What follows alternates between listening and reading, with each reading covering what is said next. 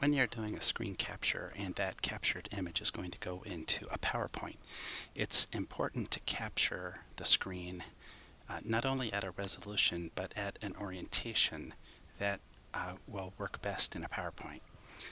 If I were to capture this screen right now, and you can see I have OrphanView running down here. If I capture this screen and then I place that image into a PowerPoint. I've already got a PowerPoint with a blank slide. You can see that the orientation compared to the PowerPoint slide isn't quite correct. So my screen is wider than it is tall. In fact, if I go back and I look at my screen resolution, the screen I'm using is 1920 by 1080, which is like a movie theater orientation instead of the orientation that most projectors are going to be. Most projectors are going to be 1024 by 768. There, let me do some quick math for you. Pull up a little calculator.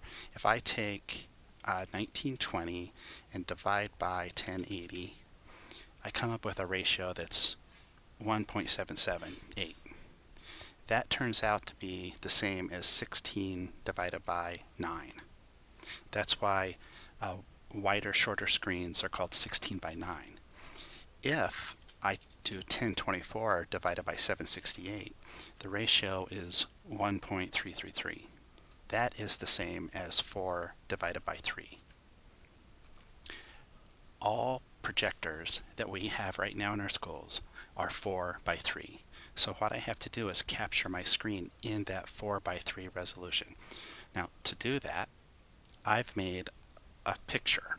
This is just a picture. I've shared this URL with you before. That is 1024 by 768.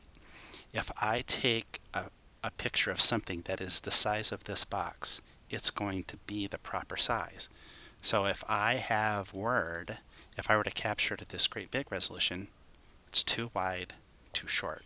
But what I want to do is I want to resize this window so that it is approximately the size of that 1024 by 768 box. So now if I use OrphanView to do a screen capture, I could import the picture that I just took into PowerPoint, and lo and behold, it's approximately the right size of my PowerPoint slide. And all I did was make the screen I was going to capture the same size as this picture.